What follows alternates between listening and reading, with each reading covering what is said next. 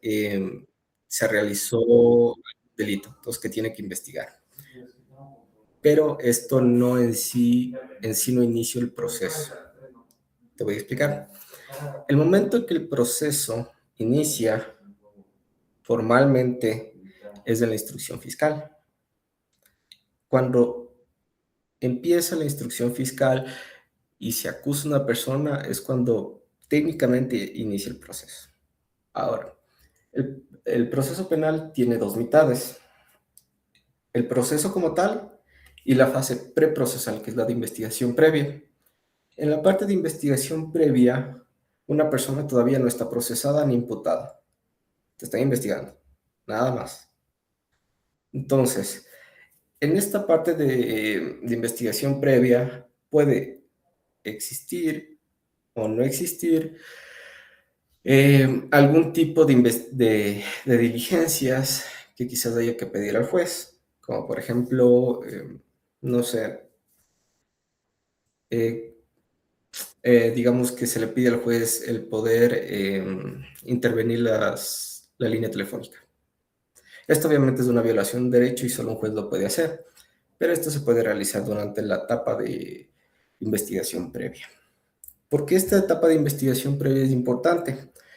A diferencia de un proceso civil como tal, que se puede decir que inicia cuando se presenta la demanda, como te acabo de explicar en el proceso penal en la fase de investigativa, ya desde antes puede haber una vulneración de los derechos. Es por lo tanto que ya existen protección a los derechos desde antes. ¿Sí me explico esta parte? Entonces, recapitulando, el proceso penal se compone de dos fases. La fase preprocesal, donde está la investigación previa, y la fase procesal. ¿No es cierto? El punto central donde estos se dividen es la instrucción fiscal, que es el momento en que da inicio al proceso penal.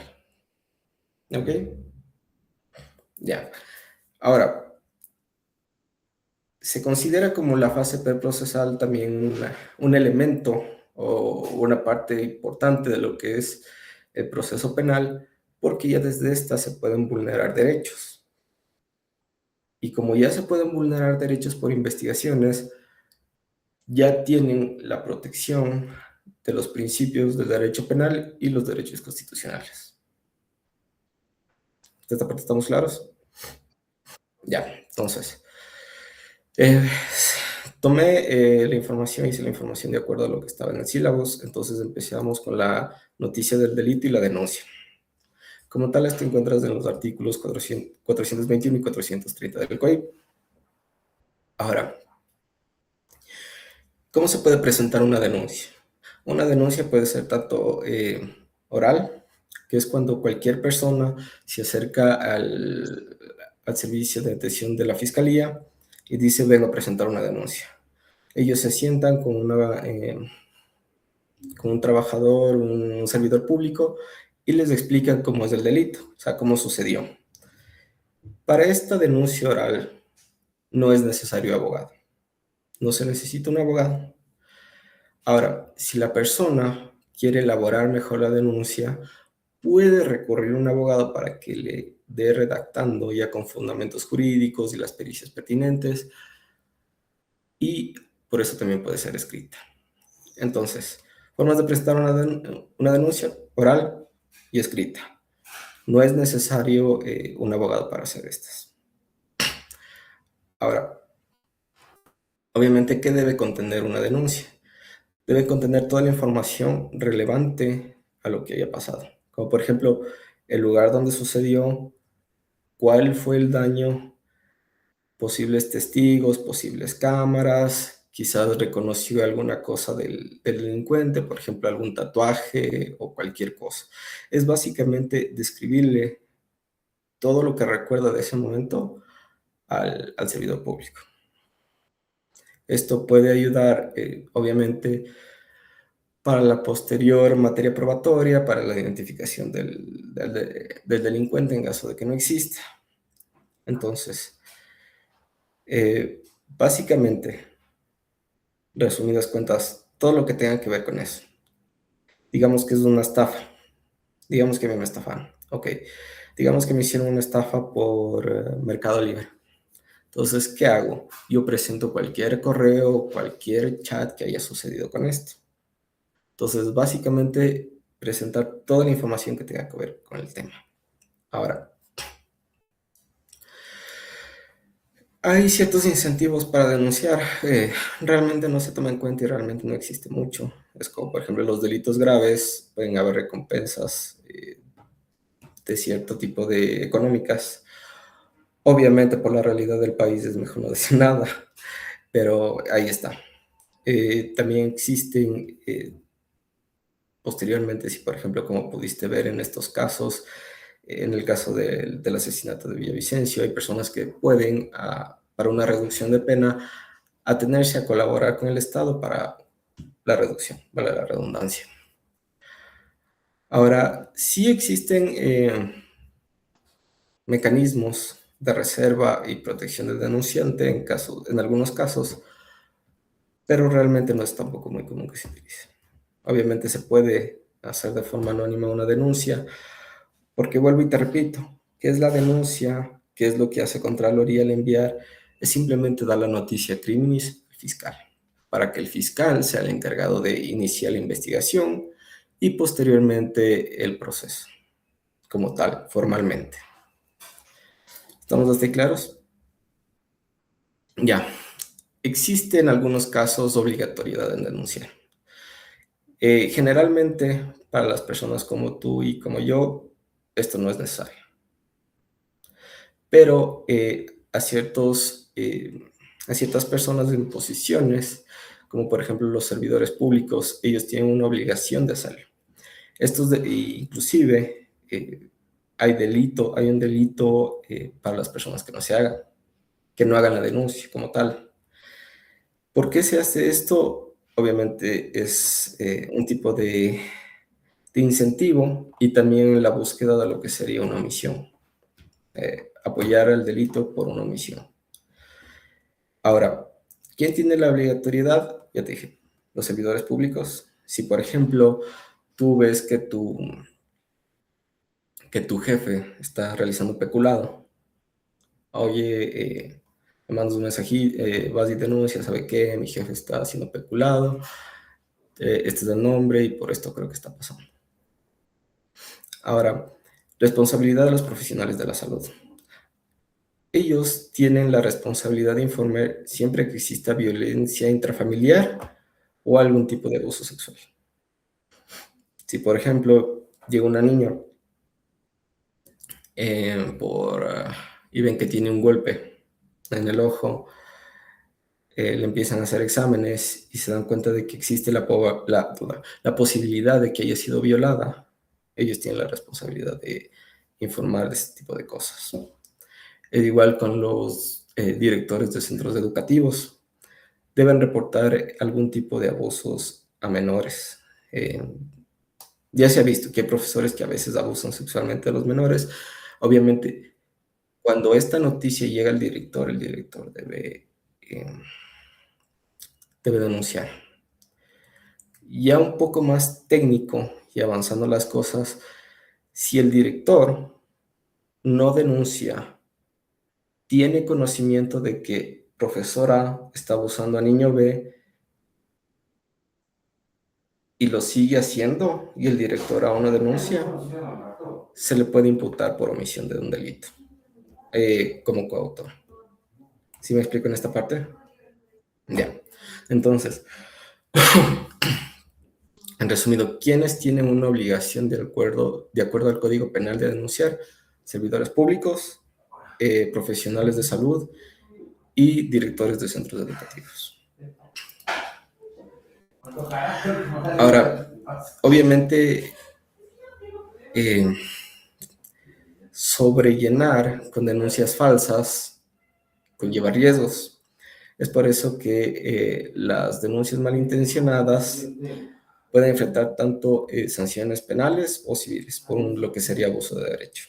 Esto también existe en el área civil, pero obviamente en penal tiene un componente más pesado, porque una cosa es que tú demandes a alguien por un impago de un contrato y otra cosa es que tú denuncies a alguien por violación sexual.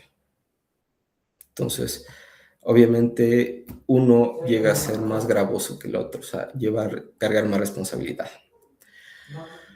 ¿Cuáles son los contextos legales de esta obligatoriedad? Ok, estas disposiciones como tal buscan reforzar, primero, que no se haga oídos sordos a lo que está pasando, sino que se denuncie. Si la noticia criminis nunca llega al fiscal, nunca se puede empezar a investigar. Lo que me decía una profesora una vez es, no existe un delito mientras no se sabe. No sé si me explico con esto. Entonces, mientras sea en la clandestinidad, mientras no se exponga, no se esté investigando, no se va a poder saber del delito. Vamos a la parte 2, que es la fase de investigación previa. Como te expliqué, tiene dos fases el proceso penal. Vamos a ver en esta parte lo que es la fase de investigación previa. Según el artículo 580 del COIP, esta fase se realiza generalmente en confidencialidad. Es, por ejemplo, es por esto que cuando se lleva, a ver, al proceso no haber iniciado formalmente no existe el principio de publicidad. Es por eso que en esta parte el fiscal no necesita subir la plataforma como el EXPE, puede mantenerlas guardadas. Y también es por esto que tú no puedes, por ejemplo, digamos que le están siguiendo a mi amigo algún proceso de hurto. Yo no puedo de ninguna forma acceder a, repito, como el Excel, a ver las pruebas que existen o las cosas así. Esto principalmente por lo que busca es evitar la fuga del investigado y la destrucción de pruebas. Como tal, vas a ver después que las medidas cautelares se inician solo una vez se haya iniciado formalmente el proceso, que es después de la instrucción fiscal.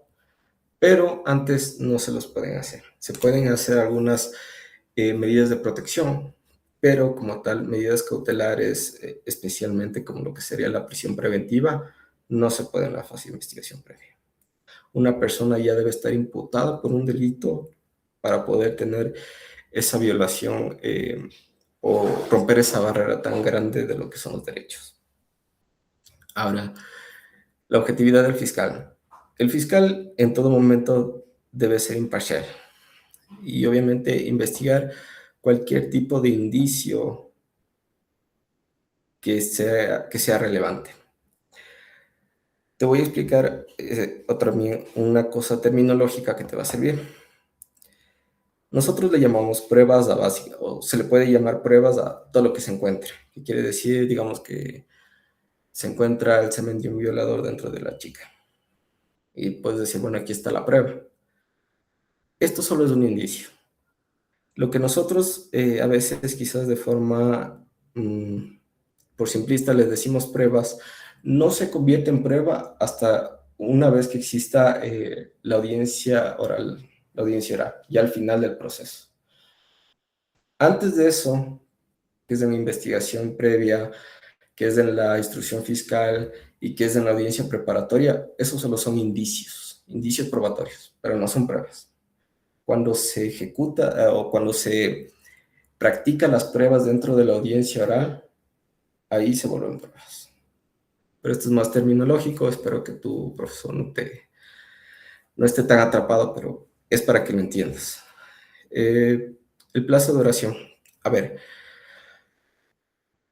¿te han explicado cómo funciona la prescripción? No, ya. Verás, en derecho penal, al igual que en civil, hay prescripción. ¿Qué quiere decir? Que llega aquel momento, uy, no, sí, ya, que llega aquel momento en que el delito ya no tiene sentido o ya no tiene eficiencia de accionarlo. Te voy a explicar después igual lo que son las teorías de la pena y por qué se aplica esto. Pero básicamente la prescripción funciona así. Es una línea de tiempo como tal que depende del delito. ¿Esto qué quiere decir? Si son delitos menores a 5 años, el tiempo mínimo que existe son 5 años. ¿Ok? Ya. Si el delito supera los 5 años de pena, no, déjame reconfigurar. A ver, hay delitos obviamente que tienen pena menor de 5 años, ¿no es cierto? Estos delitos pueden ser de 2 a 3, de 3 a 4, ¿ok? Mientras tengan menos de 5 años, lo que sería la pena máxima, por ejemplo, hurto, se toma como tiempo de prescripción en la investigación previa 5 años. Si, por ejemplo, son delitos más graves, como por ejemplo lo que sería como sería un homicidio, se toma el tiempo más alto para que exista la prescripción.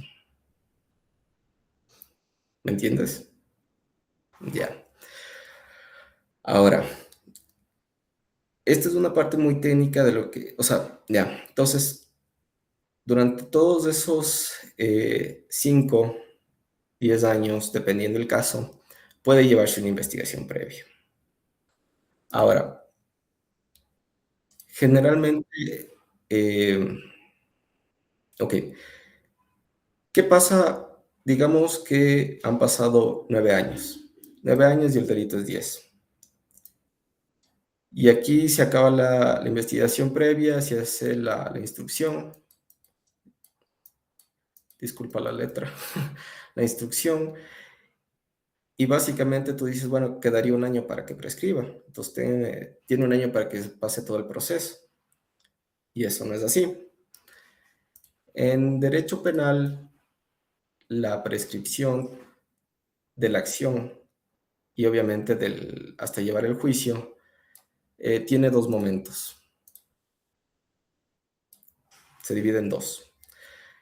El momento en que esto se quiebra o se rompe es cuando es la instrucción fiscal. ¿Ok? Entonces, ya.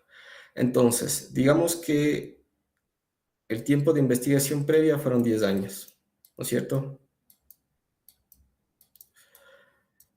Si en este momento hay una instrucción fiscal, el tiempo se resetea y hasta la sentencia pueden haber otros 10 años. ¿Ok? Obviamente, como esta parte pueden tomar tiempo hasta que se lleve el proceso como tal. Como te digo, ya luego vamos a ver los tiempos y obviamente toma un tiempo. Entonces, no, a veces no llega a ser suficiente estos 10 años. Y es por eso que una vez aquí, como tal, se inicia la acción penal y este es el tiempo de la prescripción procesal. Recapitulando, tú tomas el tiempo de prescripción, tú tomas el tiempo de prescripción y una vez iniciada la instrucción fiscal, se crea como un espejito y se dobla el tiempo. ¿Ya? Entonces, digamos que yo tengo un delito de 7 años de pena máxima. Explícame cómo funcionaría.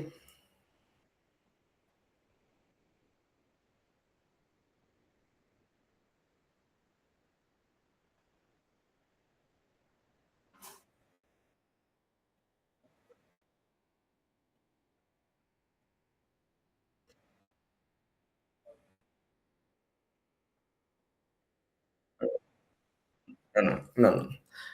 Hay un periodo fijo para hacer la investigación, que en este caso serían los 7 años. Más de esos 7 años no puede haber. Pero si en esos 7 años, antes de que prescriba, ya se inicia la instrucción fiscal, solo ahí se puede dar otros 7 años.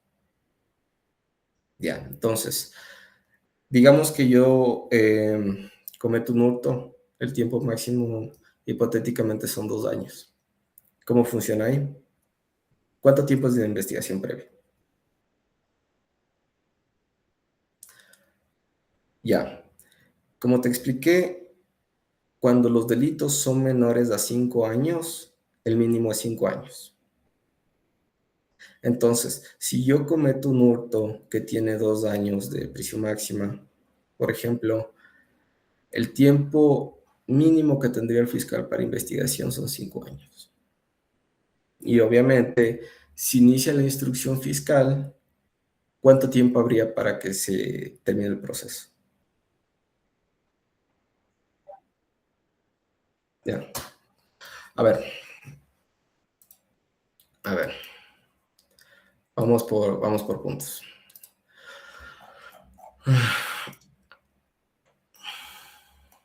A ver, para que exista como tal el tiempo de investigación,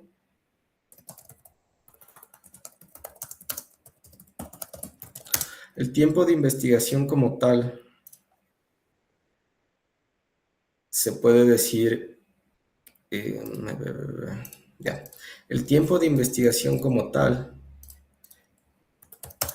es mínimo 5 años, ¿ok? Empezamos la idea. Ya. Cualquier tipo de delito que tenga como pena máxima más de 5 años será el tiempo de esa pena máxima.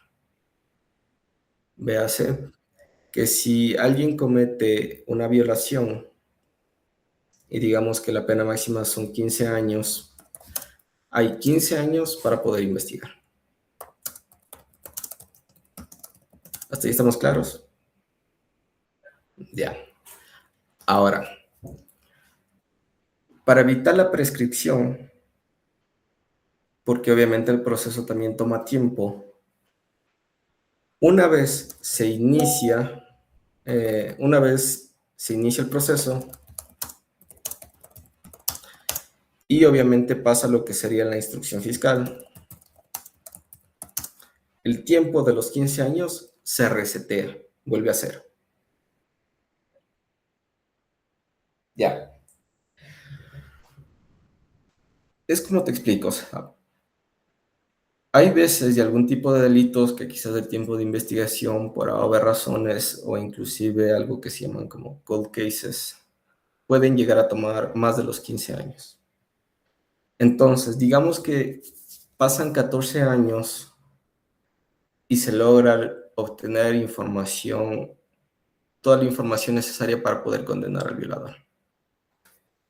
Si tú inicias en el año 14 como tal el proceso, probablemente en un año no logres tener la sentencia, ¿no es cierto? Entonces es necesario más tiempo para que se lleve a cabo el proceso. Y por eso se vuelve a resetear. Esa es la explicación simple, ¿me entiendes? Ya.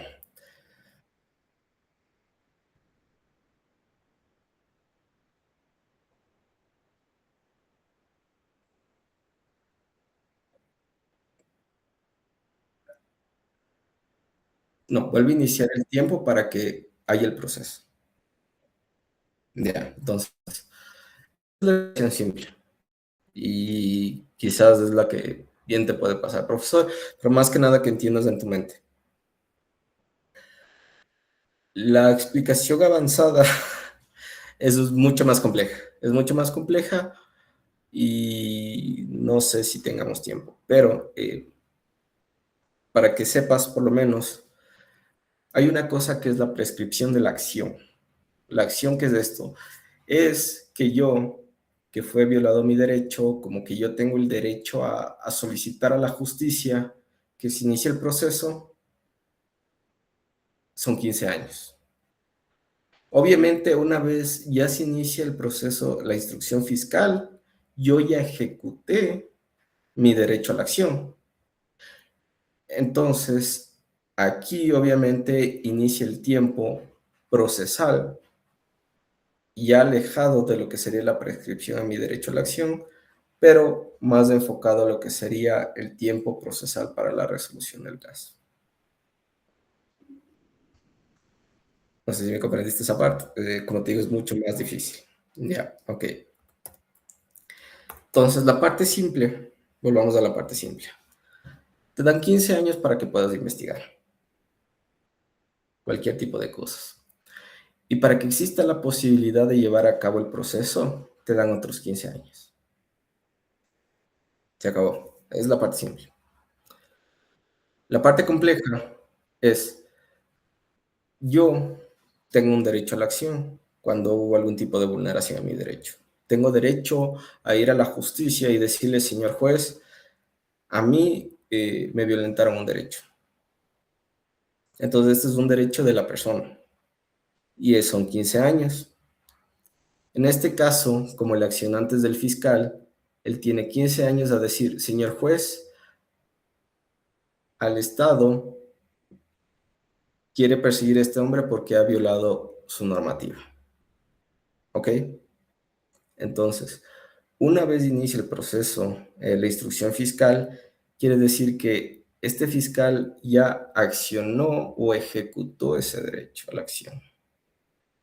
Es por lo tanto que el tiempo de investigación previa o el tiempo de prescripción de la acción se pausa o se termina e inicia el tiempo para que el Estado pueda llevar a cabo el proceso.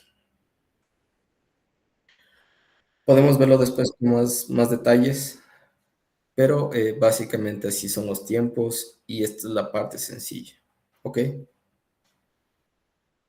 Entonces, recapitulando. Digamos que yo cometo un acto terrorista y mato muchas personas y la pena máxima es 20 años. ¿Cuánto tiempo hay de investigación previa? Ya. Y una vez, digamos que en el año 19 hay la instrucción fiscal e inicia el proceso formal. De ahí, ¿cuánto tiempo hay hasta que yo tenga una sentencia?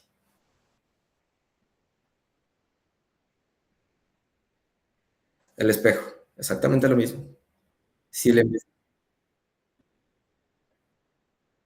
entonces, ¿cuánto tiempo es? Correcto. Sí. Vamos a otro ejemplo. Digamos que yo hago lesiones, bueno, cualquier tipo, y tengo 6 meses, no más, y puedo llegar hasta tener un tiempo máximo de un año de prisión. ¿Cuánto tiempo hay de investigación previa? Ya, digamos que yo cometo algún tipo de agresiones, cometo lesiones de una persona y digamos que el tiempo máximo es un año que me puede sentenciar. ¿Cuánto tiempo tiene el fiscal para investigar? Por lo mismo. ¿Cuánto es el tiempo mínimo? Aquí está. Ok, tú me dices un año, ¿cierto?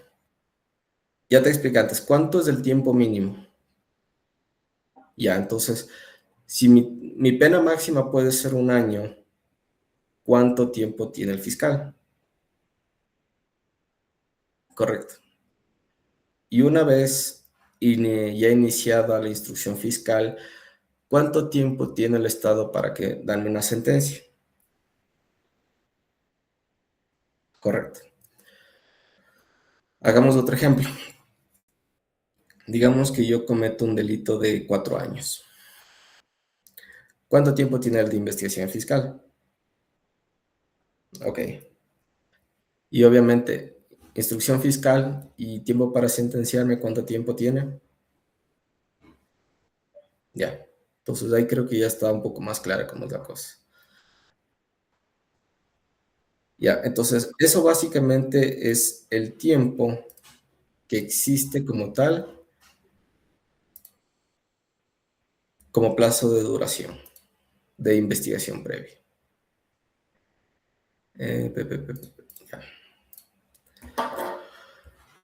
Ahora, ¿qué se hace durante la investigación previa? Pueden haber, generalmente se hacen diligencias. Por ejemplo, se puede hacer reconocimiento del lugar donde sucedió el delito, Por ejemplo, puede ir a la zona donde asesinaron a alguien y obviamente empezar a recabar pruebas, a ver qué tal. Puede tener la recepción de versiones libres. Una versión libre es cuando si, por ejemplo, yo te denuncio a ti por robo y tú dices, ¿sabes qué, fiscal? Yo quiero que me escuche y que esto no pasó. Entonces yo, por mi propia voluntad como acusado, voy donde el fiscal y le doy la información relevante. ¿Sí? Ya. También algo importante es la conservación de los indicios. Todo este tipo de actos, de diligencias, deben seguir la cadena de custodia. La cadena de custodia es un procedimiento en el cual se debe todo tipo de prueba o indicio, todo tipo de indicio debe debe seguir un proceso de aseguramiento de que no pueda haber algún tipo de contaminación. ¿Entiendes? Es básicamente, más que nada, un trámite o un procedimiento para asegurar que las pruebas se mantengan intactas. Simple y sencillamente eso. Entonces, ¿qué diligencias puede haber? Un poco de lo que necesita de lo que necesita el fiscal. Por ejemplo, digamos que yo le pido como diligencia que intervenga las cuentas de alguien. O, por ejemplo, que se haga una inspección de la vivienda de alguien. O del carro. O, por ejemplo, del correo electrónico. Entonces, depende del caso, el fiscal puede decir, ok, para encontrar pruebas de que este delito sucedió, ¿qué necesito yo hacer para obtenerlas? Digamos que hay lavado de activos. Entonces, claro, puede decir, ¿sabe qué, Banco El Pichincha? Por medio de un juez, yo le pido que me dé la información bancaria de esta persona. Y digamos que del Banco de Pichincha le mandó al Banco de Pacífico. Entonces luego va, Banco de Pacífico, de acuerdo a esta investigación y mediante el juez, bla, bla, bla, bla, necesito que me dé información de esta cuenta. Ok, y así sucesivamente. Entonces, básicamente es recopilar todas las pruebas posibles. Simple y sencillamente eso. ¿Está claro? Ya. Ahora, como ya te había dicho anteriormente, profesor, pueden haber informes de Contraloría. Contraloría como tal tiene la obligación de precautelar, revisar todo lo que es actos del sector público. Es por eso que, por ejemplo, en casos de peculado o enriquecimiento ilícito, que son delitos de servidores públicos, eh, puede la Contraloría ya hacer una pequeña investigación y de eso hace un análisis técnico. Obviamente dice, ¿sabe qué? Estuvimos investigando, me parece que hay algún tipo de cosa que no encuadra o hay algún tipo de cosas que parece que puede haber una prueba, así que ellos le remiten al fiscal para que haga la investigación. ¿Ok? Obviamente, algunos delitos, muy pocos, casi ninguno, puede existir prejudicialidad. ¿Qué es la prejudicialidad? ¿Te han explicado en civil esto? Ya. Prejudicialidad es que un proceso no puede continuar mientras hay otro que aún no ha concluido. Entonces, digamos que yo tengo un delito de quiebra fraudulenta, ¿no es cierto? Yo no puedo iniciar o presentar una denuncia de quiebra fraudulenta, yo no puedo iniciar un delito de quiebra fraudulenta si la empresa todavía no inicia el proceso de quiebra como tal. Entonces es necesario que se declare que esa empresa ya está en quiebra para yo poder imputar por quiebra fraudulenta a una empresa. ¿Me explico un poco de esto? Ya. Como te digo, la prejudicialidad es muy poco común. literalmente solo hay 5 delitos que tienen prejudicialidad. Entonces, de eso, en muy raros casos los vas a ver. Ahora, ¿cuál es la diferencia de la investigación inicial mientras la formulación de cargos?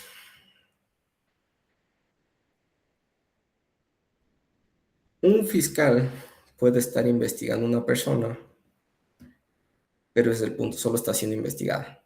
Yo solo estoy revisando que quizás tú pudiste tener algo que ver con un delito.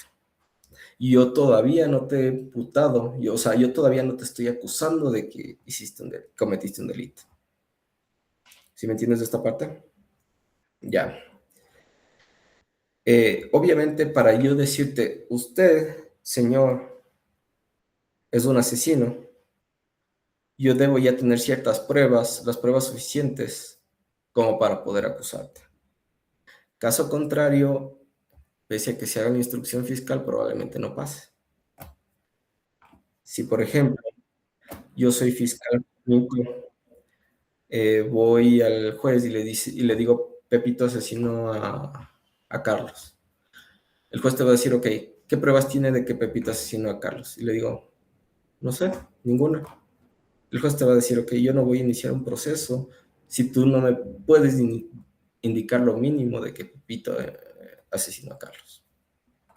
Entonces, es diferente si yo voy y le digo, señor juez, Pepito asesinó a Carlos, aquí tengo el cuchillo, aquí tengo lo que grabo algunas cámaras, aquí tengo unos testimonios, y ahí el juez te va a decir, sí, ok, pasamos a lo que sería la fase procesal. ¿Está clara esta parte?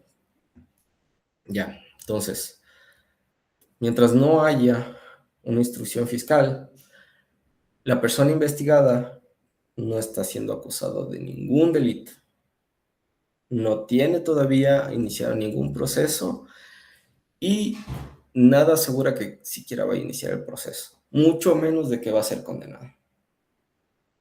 ¿Ok? Ahora, eh, ya, obviamente, ¿qué hace la Contraloría y más que nada los informes de índice de responsabilidad penal? Obviamente no es necesario que exista. Como te comenté, el que tiene, el que puede iniciar el proceso, el que puede ir donde un juez y solicitarle que inicie el proceso, es el fiscal. Hay excepciones, pero en la mayoría es solo el fiscal. Entonces, quizás los informes previos de que haga Contraloría o cosas así pueden ayudar quizás futuramente probatoriamente, pero en sí no constituye un requisito. ¿Sí me entiendes? Es lo que te comentaba antes. Digamos que yo soy un servidor público y veo que mi jefe está traficando influencias. Yo podría decirle, señor fiscal, este man está traficando influencias. El fiscal puede investigar sin necesariamente siquiera pedir a la Contraloría que haga una investigación. Él puede hacer investigar por su cuenta y si encuentra que está como tal cometiendo este delito, puede iniciar el proceso. Entonces, como tal, este informe puede servir, le da quizás un impulso para que avance el fiscal, pero como tal no empieza el proceso. Y tampoco es un requisito. ¿Estamos claros en esta parte? Ya, entonces en este momento quiero hacer, obviamente vamos a hacer un pequeño repaso para ver cómo vas y explicar cualquier tipo de vacío que haya existido. Entonces, eh, vamos a las denuncias. ¿Cuáles son las formas para presentar una denuncia?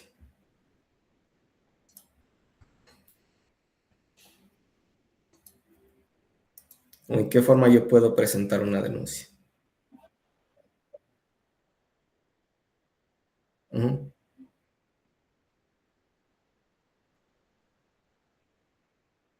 Ya, entonces esa sería la escrita, ¿correcto? ¿Y la otra? No, no, no, no, no. Estamos hablando de quién tiene que... No, estamos hablando de qué forma se pueden presentar una denuncia. Está la escrita, como tú ya dijiste, y la otra, ¿cuál es? De forma oral. Ok,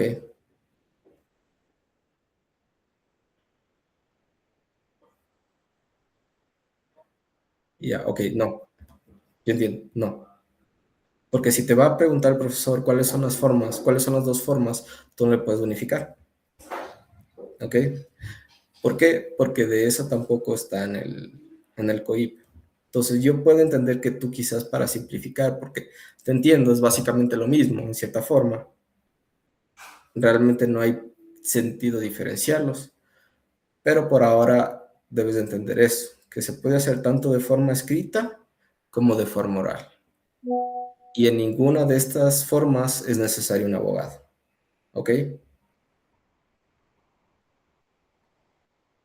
¿Quedó claro? ¿Cuáles son las formas para presentar una denuncia? Ok, vamos al siguiente.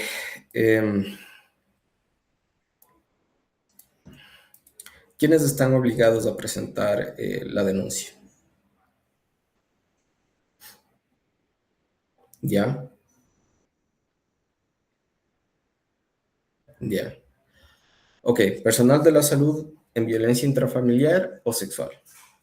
¿Ok? ¿Cuáles son las otras dos?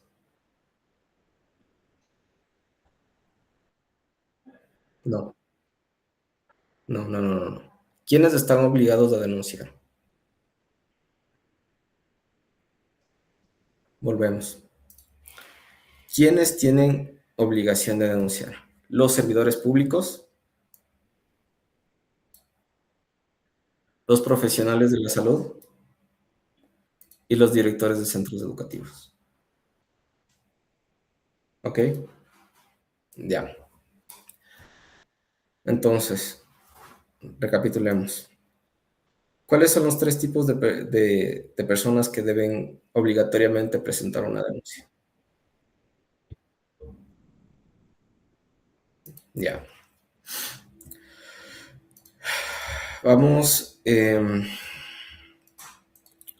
vamos un poco atrás. Mm, ¿Qué es la cadena de custodia?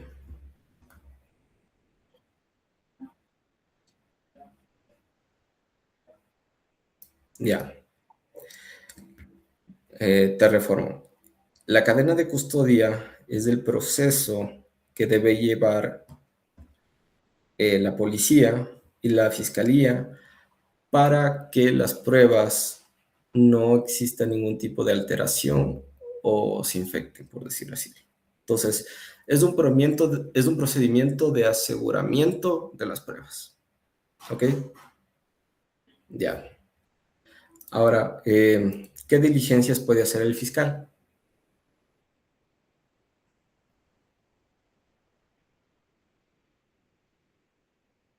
Ok. Digamos que una de esas diligencias resulta necesario que, por ejemplo, se transgreda algún derecho, como por ejemplo la privacidad. En ese caso, ¿qué hace el fiscal?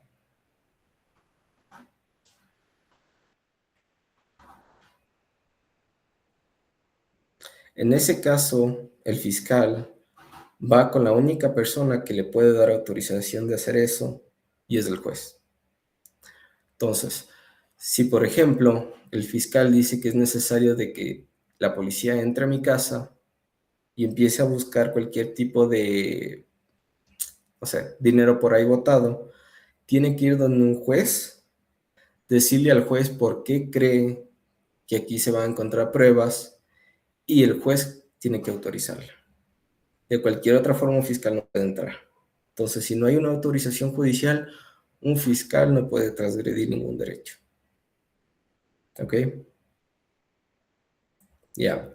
En el caso de que el fiscal transgreda un derecho sin una autorización de un juez, esa prueba ya no es aceptable en el proceso.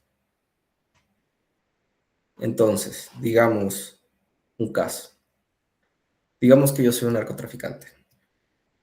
El fiscal sabe que yo soy un narcotraficante. Así que va con la policía, me dice, ¿sabe qué? Entren en la casa, tiren en la puerta y recojan todo lo que hay ahí. La policía va a mi casa, me tumba la puerta y digamos que soy el narcotraficante más pendejo del mundo y tengo toneladas de cocaína apiladas por todas partes. Si el fiscal no le pidió al juez un permiso para tirarme la puerta y recoger toda mi cocaína, toda esa cocaína no puede ser aceptada en el proceso penal. ¿Ok? ¿Ok, Pierre? ¿Sí me entendiste? A ver, eh, digamos que el fiscal necesita intervenir en mi línea telefónica. Puede hacerlo sin la autorización. Ok, ok. Eh, vamos un parte anterior. Volvamos otra vez al plazo. Entonces, si yo cometo un delito de 25 años, ¿cuánto tiempo tiene la investigación? Ok. Si yo cometo un delito eh, de 2 años y medio, ¿cuánto tiempo tiene? Ok. Y después de eso, ¿cuánto tiempo tiene para que se me dé una sentencia? Correcto. Esa es la norma básica en delitos. Ok. Como veo que nos quedan unos 5 minutos y veo que por lo menos de esta parte entendiste muy bien, eh, vamos a ver unas pequeñas excepciones. La mayoría de delitos son delitos de acción pública. ¿Qué quiere decir? Que es el fiscal el que impulsa el proceso. ¿Ok? Pero existen 5 delitos que son de acción privada, que solo la persona que fue afectada por el delito puede hacer el impulso. Por ejemplo, calumnias. ¿Ok? Cuando sucede calumnias, la persona sí o sí tiene que, con un abogado penalista o con un abogado, iniciar el proceso penal, presentarle al juez las pruebas y impulsar el proceso. Ahora, obviamente estos tienen su tiempo de pena y todo, pero por norma general estos tienen un tiempo para que se inicie el proceso penal, que son 6 meses. ¿Ok? Entonces, norma general, mínimo 5 años, máximo cualquiera sea la pena máxima del delito. Excepciones, los delitos de acción privada. Y en estos son 6 meses. ¿Ok? Ya. Entonces, vamos de nuevo. Eh, si alguien hace denuncia de algún delito grave, cualquiera que sea, puede obtener algún beneficio.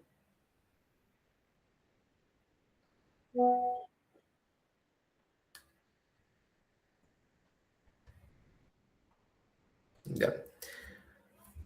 Como te expliqué al inicio, sí puede haber una recompensa de entre el 10 al 20% para aquellos que hayan denunciado o colaborado. ¿Ok?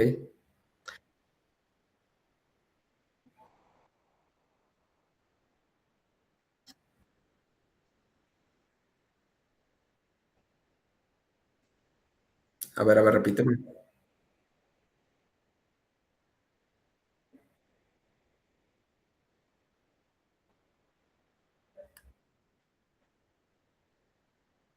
Ya. No, esas son recompensas como tal. Eso no es lo que esto no es de aquí de lo que se está tratando. Esas recompensas es generalmente cuando ya tienen individualizado al delincuente y probablemente ya tienen varias pruebas, que es como por ejemplo lo que hizo Estados Unidos con Chávez, con Maduro, ¿no es cierto? Aquí es que yo como ciudadano doy la noticia criminis al fiscal, para que el fiscal se entere de que esto está pasando y pueda iniciar una investigación, ¿ok? Digamos que yo trabajo con unos narcos, la clásica, y me quiero chivatear a mi contrincante. Entonces yo le digo, ¿sabe qué, señor fiscal? Mi contrincante está moviendo drogas, ¿sabe qué? Esto y esto y esto. En esos casos, el que se chivateó puede tener una recompensa de entre el 10 al 20% de lo que fue decomisado. ¿Ok? Te repito, es muy poco común, pero aún así está en el Código Penal y aún así tu profesor te podría preguntar.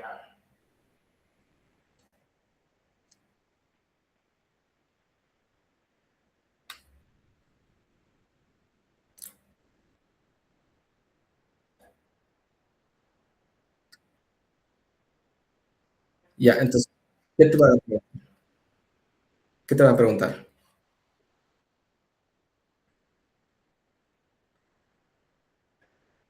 Ujú. Ok, ya, ya,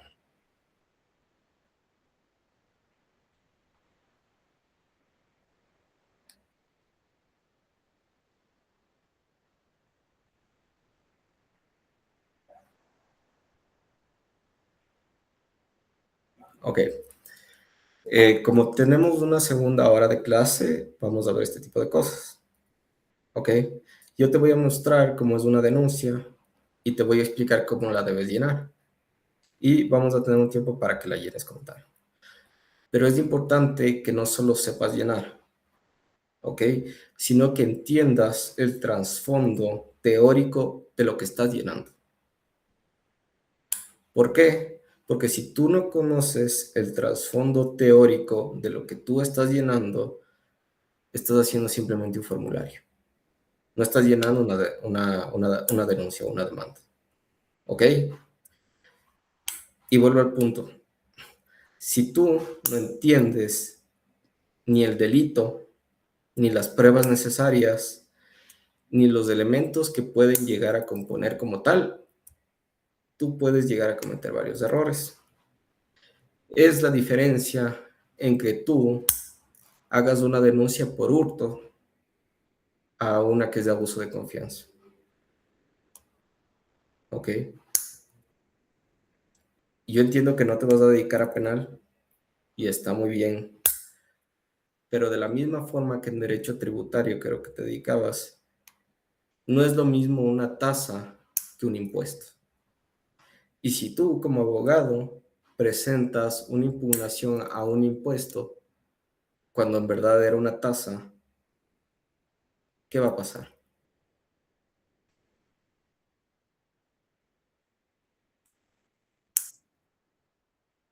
Ya, en este caso en penal quizás no sea tan severo porque al final es el fiscal el que se encarga de eso,